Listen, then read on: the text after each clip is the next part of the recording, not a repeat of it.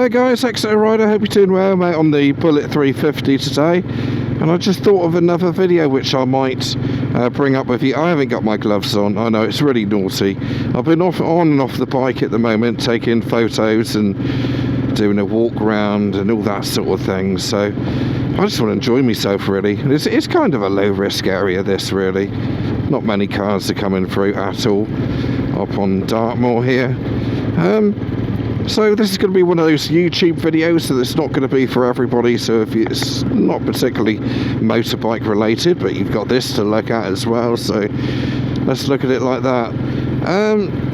So what we're going to talk about today in YouTube, it's not going to be a long video, is imposter syndrome, which a lot of people seem to get. I don't think they should get imposter syndrome. Oh, hang on, it's the end of the road, is it? No one should get imposter syndrome on YouTube. It's very much, you get some people that are a little bit kind of snooty with their channels, but no one should be put off from doing it. As I said before, no vehicles past that point, so we're not going there. Oh, that's nice, isn't it? Look at that. Not sure where that is. I'm not walking up there, if that's what you're thinking. Oh, look at that view. Beautiful. But yeah, YouTube is for everybody. It's really important to remember that. It's quite easy to look at other people's channels and think, oh, how are they doing so well? And, my channel's a little poxy channel. But what you actually miss is that actually having a smaller channel is going to be your superpower. And I will tell you for why. First of all, you're going to be able to answer all the comments. I spend about an hour and a half on comments easily every week. Probably more like 2 hours, I expect, on comments, which is lovely. It's lovely having those people, contact you and getting feedback on the video, putting their bit in as well, their opinion, which is always interesting for me, and just general niceties, really. It's great, it really is. But as time goes on, that does get more difficult to do that, really, because you've got so many other things to think about all the time. And also, when there's more people coming in, it's actually harder to keep up with the comments. So, don't look at your little channel as being little and not big, and that horrible yearn that we all get to an extent to have a bigger channel. My channel's a lovely size now. I'm probably in the sweet spot, really. Worked like hell to get it there. Made my sacrifices, that's for sure. Do you want a quick look at the bike? But it's really important to get away from that mindset of chasing all the time, chasing the views, chasing the figures and all that. Because believe me, when I got to 10,000, I just thought, you know what, it doesn't matter a monkey's about that. Honestly, all that matters is, first of all, is your own little community that you're building, and secondly, if you're enjoying it, if you enjoy the actual filming or vlogging. Like now, I'm enjoying it. I'm out here in this beautiful area here, absolutely stunning. I'm filming the bike. I've just done the walk around down in the stream down there, which was a bit precarious, but I got away with it. But it's so important just to enjoy the creativity. What I tell you how I used to do it, actually, was if I ever felt like that, I would think to myself, right, how can I'll get all that negative energy, and then I put it into, how can I make my videos better? How can I be more creative? How can I do something that no one else is doing? I was one of the first people to do proper walk rounds, where I put the camera up and walk around the bike. Why did I do that? Purely because no one else was doing it, and I just thought it was, a good way of doing things. There's a couple people, really big channels, that were doing it, but generally it was somebody with a helmet cam walking around the bike, oh yeah, there's this, there's that, doing the spec and all that malarkey. I didn't want to do that. I wanted to be on camera.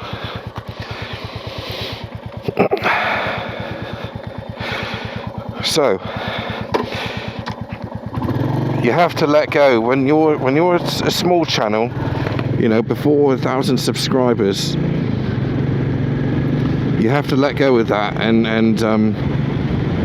again, just enjoy it, you know, because your videos aren't going to be as good as what they are when you've got 10,000 subscribers. That's just part of the learning curve.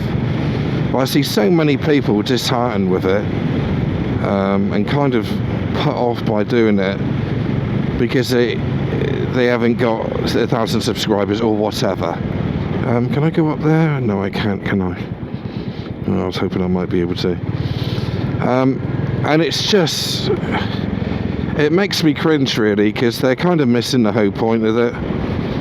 You know, no one can, well, hardly anyone can make a full-time job of this. Those that do make a full-time job of this normally have more than one income stream. It's not just purely from YouTube, unless you're Richie Boots. You know, they all have their own second businesses or investments or whatever else. You know, rental houses, rental flats, etc. Thank you very much. It's not very nice, is it? So yeah, you ain't gonna get rich doing it. You ain't gonna make a living out of doing it. Trust me, I've tried to go down that road, and it's near on impossible. I don't want to go down sponsorship route and all that. You got to look after your subscribers. That's another thing. They are number one. More important than the videos, more important than anything, is to give them what they want. Says me, who's making a video about YouTube. Anyway, you got this to look at, so that's something. But yeah, it really is so important to get that right. Just look after your subscribers, keep on making your videos better and better each time, and eventually you'll get to where you want to be. But you mustn't chase the, where am I going here? Over here. Yeah, it's really important not to, this is, what is this? Dartmoor firing range here, firing range. No parking in front of these gates. Brilliant.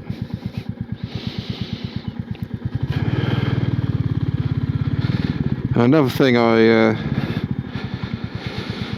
find people doing is burning out. Get into gear. It's burning out as well. Been there many times, and I can assure you, you're probably well, if you're doing it like I've done it, a video every week, everybody knows what YouTube burnout is all about. And I've been there 100 times, 1,000 times, where you reach a point where you think, oh, I'm suddenly wiped out. You're trying to sort your family out and your day job out as well.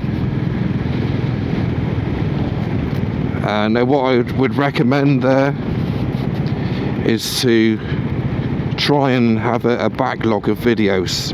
A mistake that people make is they'll make one video and they bang it out straight away. It's really important to have some sort of routine. So believe me, I mean, my routine's every Sunday. I've got videos right now which I just want to show you. I just want to send out there. But you have to keep that back, because all that happens is you'll keep shoving those videos out, and before you know it, you've got nothing left in the bank. And that's a horrible feeling, when there's nothing left and you don't have time to make a video, and then you start missing weeks. It totally defeats the object. So my advice to you, and you do what you want, my advice to you is to get those, do one a week. Don't start trying doing 2 a week. And if you get more than 10 videos stacked up, then chuck the odd midweek video in as well. That is the easiest way. Or else you will burn out. I cannot tell you how many times I've been editing, looking at the screen and literally just dozing off. And my missus will tell you as well, the amount of times that she's walked in and my head is on the desk, absolutely wiped out and fallen asleep. Not silly o'clock at night. This could be you know, when this could be sort of 2 o'clock in the daytime, because it's so tiring looking at a screen and editing and or whatever, you know, whatever it is, you know, you are knackered all the time if you're doing it to a certain level. And that just becomes part. I wouldn't change it. You know, I sometimes reach burnout, and it actually pushes me to actually make more videos. I kind of try and get out the other side of it, but sometimes it does get too much, and by then hopefully you've got a few videos in the bank, as we'll call it, to actually push out and cover yourself for those particular times. But yeah, none of it's easy, folks. You know, it's all it is hard work. I've questioned many times, well, nearly every week at one point, nearly every day, why am I doing this? But it is great. On the flip side of it, it's wonderful. Putting yourself out there, you know, for me, being on the telly is another subject, really. But yeah, being out there and filming, the creative process, going out to places where I've just been out there, Oakhampton firing range, brilliant. Where do I go here? College Town Centre. Yeah, it's a great thing to do, so I'd always advise people, if you're thinking of doing it, then just go for it. It's great fun. Meet lots of people as well, that's another big thing about it. But yeah, that's literally all I want to say this week. It's only a quick video just to fill things up, but don't get imposter syndrome. YouTube is for everybody. The only thing missing from YouTube is you, okay? Number one. Last point I want to make, actually, is the people that say, oh, there's no point doing it because everybody's doing it. That's the biggest load of shite I've ever heard in my life. Everybody ain't doing it, is he? No, you know, not everyone isn't doing it. All right, so there's plenty of room for you and anyone else who wants to come in. YouTube has been around for as long as it's been around, but it's only been around properly since about 2018, since the invention of these cameras and 4K video. You know, that's when it became watchable to the masses, and a very strong platform. So everybody isn't doing it, and YouTube is still in its infancy. It's not like it's going to be, you know, it's just going to grow. It's not going to get any smaller. Yes, it's going to become more diluted. Look at that. That's a nice place in St. James's Church. Nice. I never knew there was so much in here.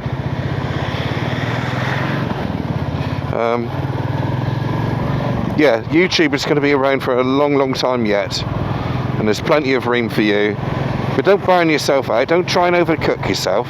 If you find that point where what you can enjoy it, whether it's sat in front of the camera or riding and talking like I am now, or whether it's doing garage videos, just do what you enjoy and everything else will follow. But don't try and egg it on. It is slow burner. It doesn't happen overnight, and you're not going to, you know, you just have to enjoy meeting new what I call internet friends. You just have to enjoy that part of it, because everything else will follow. So that's it. Thank you very much for watching, and I'll see you next week. It might be for a review, it might be for another chat vlog, it might be for a trip, I don't know. But that's what keeps it interesting, is the variation. I do the variation for you and for me, really. You never know what you're going to get next on the Exeter Rider channel. So thanks very much for watching. Hope you enjoyed this little Enfield ride across the moor there. And I'll wave to the camera. Not that camera, this cat. Bye. Thanks for watching. Bye. See you next time. Bye.